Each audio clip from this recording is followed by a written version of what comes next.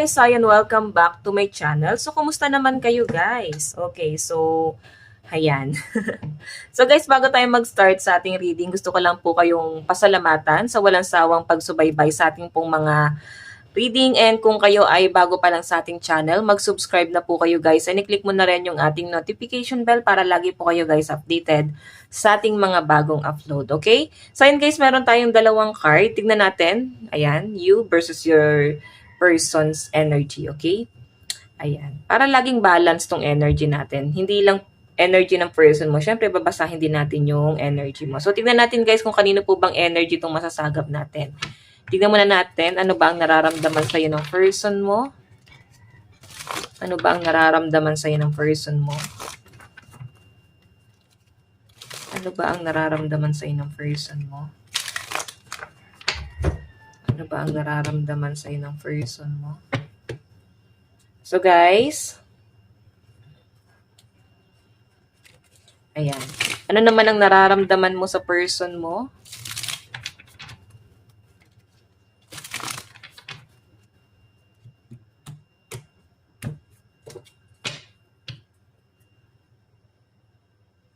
Okay.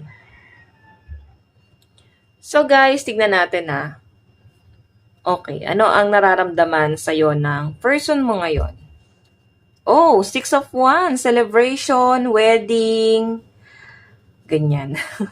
6 of Wands guys eh. I think gandang-ganda, gwapong-gwapo, kinikilig, mahal na mahal pa rin. Nandun pa rin sa point na parang na-appreciate pa rin, no? Na-appreciate ka pa rin ng person mo, kinikilig pa rin siya sa inyo. Kumbaga yung feeling siya sa inyo parang ganun pa rin. I think yung iba sa inyo parang bago pa lang kayo, no? Pwedeng bago pa lang siya nakakausap or pwedeng bago magka-relasyon pa lang. Kasi 6 of Wands eh. Okay, may nakikita ako dito guys na I think parang yung feelings sa'yo ng person mo, parang matagal kanyang inantay. Tapos parang finally dumating ka, no? Sa tagal ng panahon, ngayon niya masasabi na parang nakuha ka niya. Or tingnan natin kung nakuha ka ba talaga niya, no? 6 of Wands kasi yung energy eh. Okay? Inantay to eh. Tignan natin guys, ano naman po ang tingin sa'yo. So, meron tayong 2 of Wands. Inaantay ka pa rin. Ayan o. So, I think yung tingin sa'yo ng person mo, mukhang inaantay mo rin daw siya. Or pwede tinatanong niya sa isip niya, inaantay mo ba ako? Masaya ka ba? Nasaan ka ba ngayon? Kasi guys, yung energy ng person mo, parang waiting. Nakahang siya, no? Nandun siya sa point na parang inaantay ka lang niya. Inaantay lang niya na magkaroon ng sign sa'yo.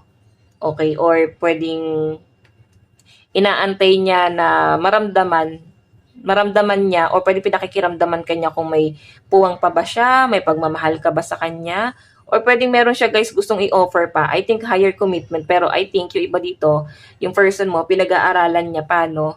Okay? Tinitingnan pa niya, hindi siya guys nagmamadali, pero thankful siya na dumating ka sa buhay niya. So guys, malakas ang energy dito sa side ng person mo ang mga fire sign, Aries, Leo, and Sagittarius. Okay, so tignan naman natin guys, ano naman po ang action ng person na to. Oh my God, 7 of Swords.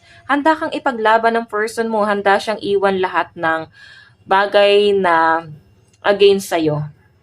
Or pwedeng makasira sa inyong dalawa para dito sa connection na to guys. I think yung person mo, mabigat para sa kanya to, no? Kumbaga, pwedeng hindi rin naging madali sa inyong dalawa, no? I think kaya parang nag-aantay ka rin dito, nag-aantay rin siya kasi parang hindi nyo masyadong minamadali itong connection na to kasi meron pang inaayos. Okay? Nagulo or pwedeng problema sa side ng person mo. Ayusin ko lang to guys. Ayan. Wait nga. Okay, so ayan. I think yung person mo, meron lang siyang inaantay din na matapos dito. Parang may pagtatakwil. Baka tinakwil siya ng pamilya niya or ng mga taong nagmamahal sa kanya. I think mas pinili niyang ipaglaban itong relationship mo or pwedeng hindi ka aware na ito yung mga sacrifice niya pagdating sa relationship niyo, no? So, yung iba sa inyo guys siguro, kung may ending na nangyari sa inyo, pwedeng hindi mo nalaman. Pwede kasing ayaw pala sa kanya ng family mo, then pwedeng hindi niya sinabi sa inyo, pero naramdaman mo. So, maaaring isa rin yun sa dahilan kung bakit natagalan, pwedeng mabagal, o pwedeng inaaral. So, guys, pwedeng dahil nga minsan ang nadapa tong person mo, no? So, malakas ang energy ng air sign, Aquarius, Gemini, and Libra. So, tignan natin, guys, ano yung outcome. The Hierophant, mukhang focus yung person mo sa'yo eh. Feeling niya isa kang success sa kanya. ayan no, feeling niya isa kang malaking opportunity na dumating sa buhay niya, isa ka sa mga taong nagbigay ng liwanag sa madilim niyang mundo rito. Kasi matataas yung mga nakaano sa kanya, oh. Madilim hanggang sa parang dumating ka, ikaw yung liwanag na yon. Okay, tignan mo naman may buwan pero may araw doon. So, minsan may buwan naman kahit maliwanag pero hindi natin nakakita kasi nga maliwanag, di ba? So, yung person mo guys, feeling niya rito, hirupan kasi eh.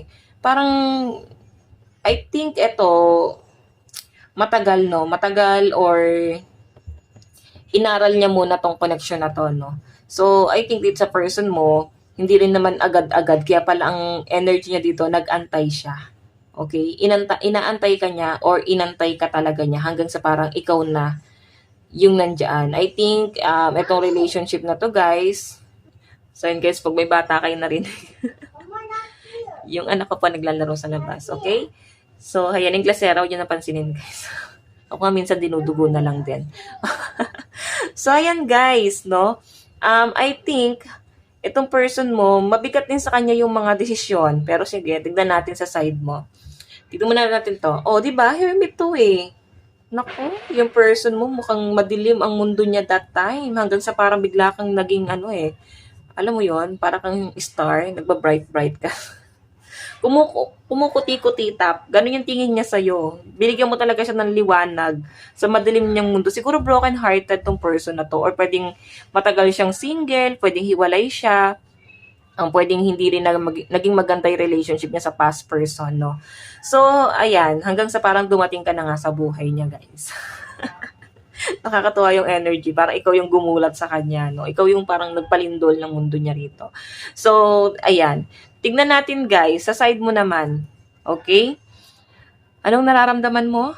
Oh my God, King of Fire, mukhang matapang ka pa that time, no? Hindi mo siya... Tingnan mo, nakaka-feel ka na ng sakit dito. Tinatamaan ka na sa kanya, pero parang kinokontrol mo kasi yung emotion mo. I think, ayaw mo kasi, siguro pinagkakait mo sarili mo or pwede nagbubulag-bulagan ka na may naramdaman ka na talaga sa kanya noon. Pwede kasing hindi ka din makapag-decide. Pwede nasa conflict ka nun. So, malakas ang energy ng Leo, pero fire sign to ng Aries, Leo, and Sagittarius. Okay, so kung ano yung naramdaman mo sa person mo, naglalagablab, siguro hot tong person mo. May tsura ba to? Parang feeling mo, oh my God, ang hot naman ito. So, I think itong person na to, siguro foreigner siya. Oo. Okay, kaya parang ganito kay napaka-cool ng energy mo, no? So, tignan natin, guys. Ano naman yung tingin mo sa kanya? Oh my God, broken-hearted nga siya, no? Parang feeling mo, iniwan siya, sinaktan siya. I think yung iba sa inyo nakaka-feel ka rin ng awa sa taong to nun. Okay, awang-awa ka sa kanya nung natagpuan mo siya doon. Saan ba siya natagpuan? Parang napulot mo sa ano sabay sa daan, tas parang pusang binitbit lang, no? Okay, for parents. So guys, nakakatuwa lang yung energy kasi yung tingin mo sa kanya parang bang pulube. Kawawa talaga yung energy, parang sirang-sira.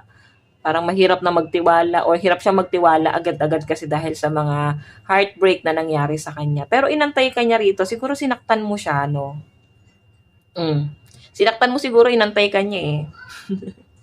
So, ayan, tignan natin guys, ano naman yung action mo. Oh my God, ayan, ituturing mo na siya. 6 of water, oh. Ituturing mo siyang prinsipe, prinsesa. So, malakas ang energy ng mga Scorpio. Ituturing mo siyang someone na mahal mo. I think nagkaroon na ng ending sa inyong dalawa. Parang nagkaroon ng second chance ito sa relationship na to. Siguro guys, ex ka na niya eh. Tapos nagkaroon siya ng ibang karelasyon. Tapos hindi sila nag-work. Sinaktan din siya. Tapos nung nakita mo siya, parang win-workout niya ulit. Parang naging mabigat din sa kanya. No? Hindi siya basta-basta naka-move on din sa past person. Nung nakita mo siya. Pero ikaw, pinaramdam mo sa kanya na mahalaga siya, importante siya ulit. Pinaramdam mo sa kanya na deserve niyang mahalin. Okay? So, hayan. Tingnan mo, oh. Ang cute ng energy yung dalawa. So, kung may alitan kayong dalawa, kung nagkakaroon ng conflict, parang mas pinipili yung ayusin na lang, no? So, tingnan natin guys yung overall energy. Meron tayong 7 of Fire. Oh my God. Ayan, meron tayong Sagittarius and Leo. Pero fire sign to Aries, Leo, and Sagittarius. Ayan. So, sabihin natin guys yung energy, no? Air sign, Aquarius, Gemini, and Libra. Aries, Leo, and Sagittarius, Cancer, Pisces, and Scorpio. So guys, napaka-fiery, no? Parang alive na alive ka din sa relationship na to. Talagang, parang lahat gagawin mo para para maibigay or mag-work itong relationship na to. Kumbaga sa inyong dalawa, parang ikaw tong positibo, no? Ikaw yung mas ano yung energy, no? Parang positibo, yun na nga, parang alive na alive. Yung person mo parang down na down dito. Tignan natin guys yung overall energy mo. So, King of Earth, oh, ikaw yung pinakamaayos, ikaw yung pinakamagaan yung energy. So, I think itong person mo na natagpuan mo talagang feeling mo, ang kawawa naman sa taong to. Or parang na-feel mo na hindi ka ma-fall talaga sa taong to hanggang sa parang na-fall ka na nga. Okay? Kasi parang kinontrol mo pa yung emosyon mo eh. Parang hindi na, ayoko na. Sinaktan na ako niya before. Hindi na maulit. Pero hala, mahal ka talaga niya. Hindi niya guys na ipaglaban. Naiwasan ka. Okay, tignan natin guys ang mga... O diba, reconciliation. Kung meron kayo guys paghihiwalay, I think i-work out daw po itong relationship na to. Kung hindi pa kayo guys nag-uusap, ayan, kung walang pag-uusap dito, makikipag-reconcile sa inyo tong taong to. Nasasaktan nga siya kasi nag-aantay siya sa inyo. Okay? Kung tatanungin mo kung kumusta siya, ayan, broken-hearted si person mo. Ito na nga energy niya. Tignan natin. Meron po tayong calling in your soulmate. Naku, mukhang soulmate mo pa tong person na to guys, no? So, hayan, unrequited love. Yung iba sa inyo guys, siguro parang napilitan ka na lang mahalin tong taong to. Or parang nung una, hindi mo talaga siya tipo eh. Pero, ayan, na-fall ka na rin. So, ayan guys, malakas din ang earth sign sa side mo, Capricorn, Taurus, and Virgo. So, ayan guys, ito lang naman po ang inyong reading. Hanggang sa muli. God bless and love you all. Thank you.